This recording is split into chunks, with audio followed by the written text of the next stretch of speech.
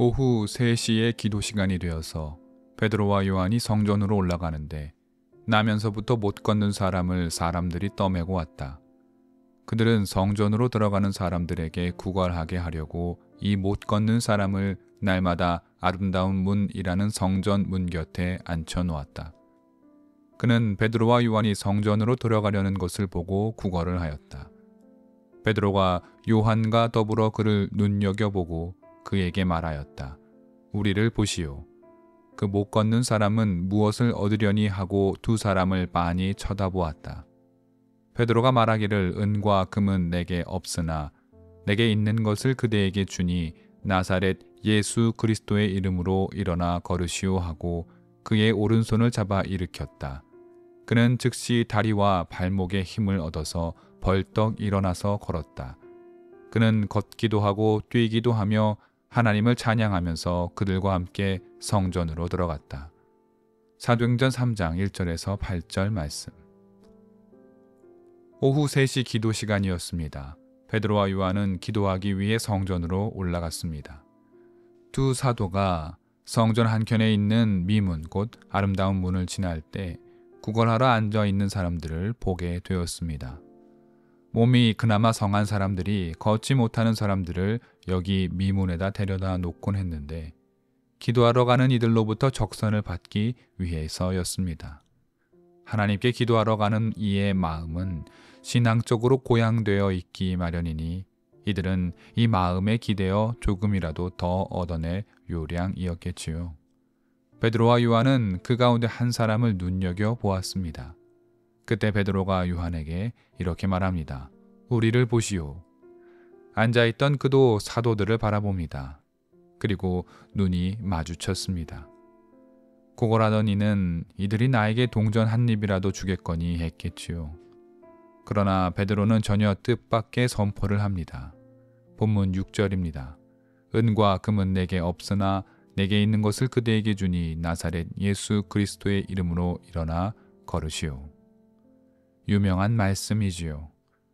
주님의 이름으로 걸으라는 명령에 이 사람은 곧 나면서부터 걷지 못했던 그가 한평생 느껴보지 못한 어떤 힘이 자기 다리와 발에 들어오는 것을 알아차렸습니다. 그리고 직감했습니다. 이제 나는 걸을 수 있다. 그는 즉시로 걸었습니다. 뿐만 아니라 뛰기도 했습니다. 말씀은 그가 하나님을 찬양하고 베드로와 요한과 더불어 기도하러 성전에 들어갔다라고 증거합니다. 놀랍고 아름다운 사건이 일어났습니다. 이 소문은 삽시간에 성전 전체로 퍼져갔습니다. 이윽고 요한과 베드로가 솔로몬 행각이라는 곳에 올라서서 무언가 말을 한다는 소식이 전해지자 사람들이 몰려들기 시작했습니다. 행각 위에 선 베드로는 몰려든 사람들에게 주님의 이름으로 병을 고친 일에 관해 설명하면서 그의 두 번째 설교가 시작됩니다. 사도행전 3장 12절에서 마지막 26절이 베드로의 설교문입니다. 베드로의 설교문 첫 문장은 이 사람이 걷게 된 일이 이상한 일이 아니며 또 자신들의 능력에 따른 것도 아니라고 말합니다. 본문 12절의 하반절 말씀을 들어보십시오. 이스라엘 동포 여러분, 어찌하여 이 일을 이상하게 여깁니까? 또 어찌하여 여러분은 우리가 우리의 능력이나 경건으로 이 사람을 걷게 하기나 한 것처럼 우리를 바라봅니까? 13절부터 본격적인 주제가 등장합니다. 아브라함과 이삭과 야곱의 하나님께서 우리 구주 예수 그리스도를 영광스럽게 하셨다. 우리 곧 유대인들은 주님을 빌라도의 손에 넘겨 죽게 하였으나 하나님은 주님을 살리셨다. 우리 사도들은 그저 이 일의 증거이며 또 증인이며 주님의 이름을 전할 뿐이다 라고 설교합니다. 그리고 지금 당신들이 가장 혼란스러워하는 바로 그 일, 성전 미문에서 구걸하며 걷지 못하던 이가 걷게 된 일에 관하여 전합니다. 본문 16절입니다. 조금 길지만 잘 들어보십시오. 그런데 바로 이 예수의 이름이 여러분이 지금 보고 있고 잘 알고 있는 이 사람을 낫게 하였으니 이것은 그의 이름을 믿는 믿음을 힘입어서 된 것입니다. 예수로 말미암은 그 믿음이 이 사람을 여러분 앞에서 이렇게 완전히 성하게 한 것입니다. 이 사람의 몸에 일어난 기적은 사도들의 능력이나 재주가 아니라 바로 예수의 이름 그 자체이며 그의 이름을 믿는 믿음을 힘입었기 때문이다 라고 사도는 말하고 있습니다. 여기에서 잠시 멈추어 성찰해 보겠습니다. 사도 베드로는 이 사람이 예수의 이름을 믿는 믿음에 힘입어 걷게 되었다고 말합니다. 그런데 이 사건 처음에 등장하는 남자를 다시 잘 살펴봅시다. 나면서 걷지 못했던 이 사람은 사실 자기 스스로 한 일이 전혀 없습니다. 그저 성전 미문에 앉아 있었을 따름이지요. 그것도 다른 이의 등에 엎혀서 나왔습니다. 이 사람이 한 일이라곤 자기들을 보라 말한 사도들을 쳐다본 일, 그리고 은과 금은 없거니와 나에게 있는 곳 곧 그리스도 예수의 이름으로 일어나 걸으라 라는 말을 들었을 뿐입니다. 이 사람이 한 일은 아무것도 없었습니다. 그저 그 길 위에 앉아 있었을 뿐이지요. 바로 여기에 복음과 구원의 신비가 놓여 있습니다. 걷지 못하는 이가 걷게 될 수 있었던 이유는 이 사람의 행위나 능력이 아닙니다. 더불어 사도들의 능력이나 행위 또한 아닙니다. 오로지 예수의 이름이 능력이 되었고 이 이름을 믿는 믿음이 사건의 기초가 됩니다.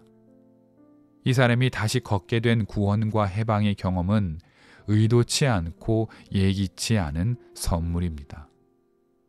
우리는 이 사람이 선물을 받았음을 기억해야 합니다. 선물을 받을 만한 자격도 행동도 없었음에도 말입니다. 선물은 그 선물의 전달자인 사도들에 의하여 아무 자격 없는 이에게 놀라운 은총의 결과로 주어졌습니다. 교리를 다루기 때문에 쉽지 않은 느낌입니다. 그러나 이 순서와 개념을 잘 이해하십시오. 성부 하나님께서 성자 예수님을 거룩하게 하셨습니다. 이 사건은 온 세상의 모든 것을 바꾸어 놓았습니다. 이제 세상은 부활하신 주님의 세계로 새롭게 들어섰습니다. 시간의 개념 또한 달라졌습니다. 우리가 할 일은 하나님께서 예수님을 부활시키고 영화롭게 하셨음을 믿는 믿음을 갖는 것입니다. 이 믿음을 통해 우리는 그리스도인이 되고 하나님께 구원의 은총을 받은 자라는 사실을 비로소 깨닫고 확증하게 됩니다. 여기서 유의해야 합니다.